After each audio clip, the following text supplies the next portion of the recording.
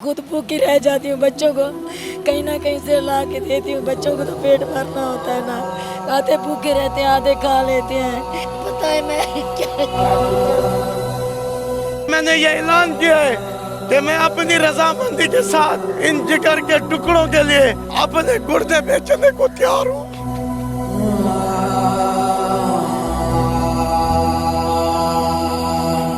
इस खुदकशी जैसे गुनाह से बचाएं। हम काला पत्थर पी के मर जाएंगे, ये फांसी का फंदा खा लेंगे।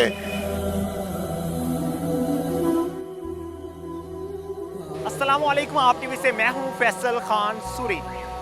ये फंदा बनाया गया है खुदकुशी करने के लिए। किसने? इन्होंने, जो तकरीबन 1 माह से इस फुटपाथ पर प्रेस क्लब के बिल्कुल सामने और गवर्नर हाउस के बिल्कुल नज़दीक यहाँ पे पिछले 1 माह से बैठे हुए हैं अपने 4 बच्चों को लेकर। इनकी 2 जवान बेटियाँ हैं जिनको ये किसी के घर पर छोड़ कर आए हैं ताकि उनकी इज्जत की हिफाजत रहे, क्योंकि ये बेरोज़गार हैं, इनका कमाने वाला कोई नहीं। इनके जो बैनर यहाँ पे लगे हुए हैं उस पर एक इंतहाई तल्ख हकीकत लिख रखी है जो पढ़कर आपको सुनाऊंगा, लेकिन सारी स्टोरी इन्हीं से सुनते हैं और जानते हैं क्या मामला है, क्यों यहाँ पे बैठे हुए हैं। क्या नाम है आपका? अस्सलाम वालेकुम, मेरा नाम सैयद इजाज़ हुसैन बुखारी है। इजाज़ साहब, इतने क्यों बैठे हो तुम? मैं जी यहाँ पे बैठा हूँ, ज़िला मुल्तान का रिहायशी हूँ। ये तकरीबन जो हुकूमत पिछली भी गई है इमरान खान की, चलो उसके दौर में भी महंगाई थी। मियाँ मोहम्मद शहबाज शरीफ आए हैं, इनका पता चला ये बहुत रहम दिल और खुदा तरस इंसान है। मैं पहले मुल्तान से इस्लामाबाद तक पैदल गया, एक दर्जा चौहारम की नौकरी की खातिर। फिर मैं मुल्तान से लाहौर तक भी पैदल आया। मैं हमजा शाह साहब के पर्सनल सेक्रेटरी को फ़ोन कर चुका हूँ और भी उनके पीएसओ हैं उनको भी फ़ोन कर चुका हूँ, मगर वो कहते हैं कि यहाँ पे भाई कोई नहीं मिलता आपको। और आप ना सोचें, मैंने उनको बताया कि जनाब मैं 25 दिन से, उस वक्त मुझे 25 दिन हुए थे, मैं फुटपाथ पे पड़ा हूँ। तो उन्होंने कहा तो आप पड़े रहें, हमें क्या, आपके बच्चे आप मरेंगे। तो मुझे बड़ा दुख हुआ। तो मैं हुकूमत वफाक से और हुकूमत पंजाब से, वज़ीर आला पंजाब से ये कहना चाहता हूँ कि एक बात याद रखें, जब किसी मजलूम की इस ज़मीन पर आंसू गिरते हैं तो अल्लाह पाक ज़ंज़ला दे देता है, कोरोना जैसी बीमारी दे देता है, जहाज़ तबाह कर देता है। तुम्हारी तो वजारतें ऐसे चली जाएंगी, ठीक है।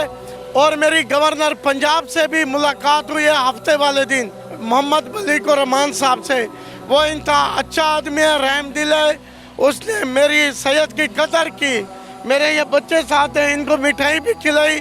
मैंने उनको दरख्वास्त दी और ये भी कहा था वाज़े तौर के, सर मैं फुटपाथ पे पड़ा हूँ शिमला पहाड़ी के पास और मेरे बच्चे वहीं सोते हैं।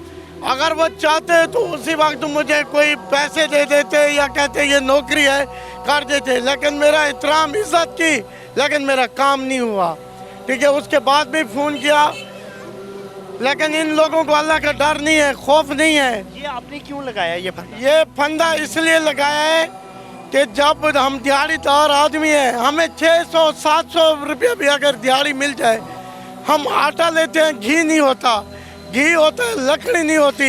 मेरे घर का 40 से 35 हज़ार रुपये खर्चा है गुंजाइश के साथ। आखिर मैं कहाँ से करूँ पूरा? अल्लाह पाक रिज़्क़ देता है, ये हुकूमत जुल्म करती है हम गरीबों पर। अगर ये हम गरीबों को मारना चाहते तो एक बार हमें जहर दे दे ताकि ना कोई गरीब रहे, लेकिन हम गरीबों को रखा इन्होंने किस लिए कि हम इनको वोट देते हैं, अयाशी ये खुद करते हैं, एयर कंडीशनों में ये बैठते हैं। हम गरीब कहाँ जाएं? हम जाएगा, ये एक सवाल का तो जवाब दे। शहबाज शरीफ ने अपनी पिछली हुकूमत में डॉक्टर तुकीर शाह को, जो इनका सेक्रेटरी, 2 करोड़ रुपए दिए थे इलाज के लिए। बिलावल साहब ने, अल्लाह उस अदाकार को जन्नत नसीब करो, उसको 4 करोड़ दिए हैं।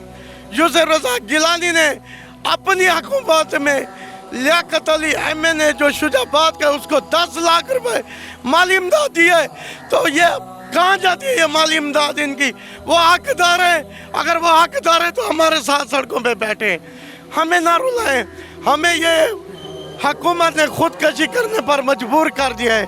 ये मेरे बच्चे हैं और मैंने ये ऐलान किया है कि मैं अपनी रजामंदी के साथ इन जिगर के टुकड़ों के लिए अपने गुर्दे बेचने को तैयार हूँ।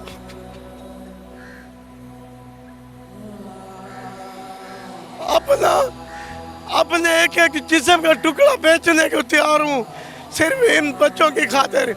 मैं पहले एक इदारे में काम करता था टेलीविजन पे। अल्लाह उस सिया को, भावलपुर राणा रमीर को गर्क और तबाह करे। मेरी आज उस सिया के लिए बद दुआ है जिसने मेरे बच्चों को स्कूल से बेतलीम बेदर्द के साथ, और मैंने हर जगह अपनी कोशिश की है, उस कोशिश से नाकाम हो गया हूँ। मैं बोल नहीं सकता, रो रो के अल्लाह से फरियाद करूँ। और इन जज साहब से मैंने उम्मीद लगी है, जनाब जज साहब, आपको अल्लाह पाक ने ये ताकत दी है किसी का इंसाफ करने के लिए। खुदा के लिए ये वो वक्त आ गया है, हम गरीबों तरह ये हुकूमत गरीबों को मारेगी। जनाब चीफ जस्टिस पाकिस्तान और जो सैयद बादशाह जज हैं, हो सकता है वो जज और मैं गरीब एक ही इमाम की औलाद हूँ। मैं उनसे हाथ जोड़कर फरियाद करता हूँ कि हमें इस खुदकशी जैसे गुनाह से बचाएं। हम काला पत्थर पी के मर जाएंगे, ये फांसी का फंदा खा लेंगे। आप हमारी छानबीन करें। आप क्यों रो रही हैं? आपको मैं बताता चलूँ, ये माँ एक और बच्चे की माँ बनने वाली है, और ये गर्मी का दर्जा हरारत आपको पता है कि कितना चल रहा है लाहौर में। तो इस गर्मी में ये फुटपाथ पे सोती है, फुटपाथ पे रहती है, खाने के लिए कुछ नहीं है। ये अफसोस की बात नहीं तो क्या है? यहाँ पे कोई वाशरूम नहीं है, यहाँ पे ये बैतुल माल है। ये देखिए, ये सामने बैतुल माल है। ये 3 लाख रुपए तक माली इमदाद दे सकते हैं गरीब को। ऊपर लिखा भी हुआ है कि 3 लाख, और ये 3 लाख की बजाय ये गरीबों का मजाक उड़ाते हैं। मुझे याद आ गया, मैं ये बताऊँ आपको। ये देखें, ये बैतुल माल का चेक है। उस दरिंदे को जो डायरेक्टर मुल्तान है, अल्लाह उस पर लाख बार लानत करे। यजीद पर बाद में लानत, मगर इस डायरेक्टर पर पहले लानत, जिसने मुझे, मैं गरीब का मजाक उड़ाकर 5000 रुपए का चेक दिया है।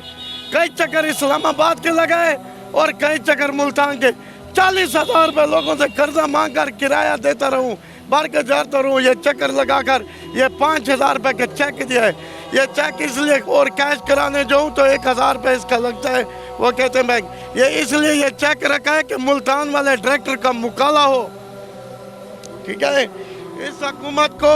माँ जी, बच्चे रोते होंगे कि हमें घर चाहिए, हमें भी अच्छा खाना चाहिए, क्या करती हैं फिर?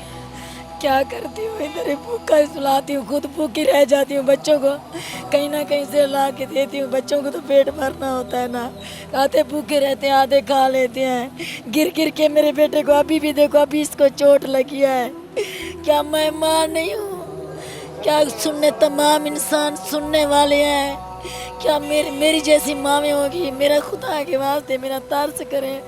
मैं अपनी जवान मान बेटी लोगों के घरों में छोड़ के यहाँ पे बैठी हूँ, इसलिए बैठी हूँ कि खुदकशी से हम बच जाए। जवान बेटियों की उम्र क्या है? मेरी बड़ी बेटी के 18 साल है, उससे छोटी की 14 साल है।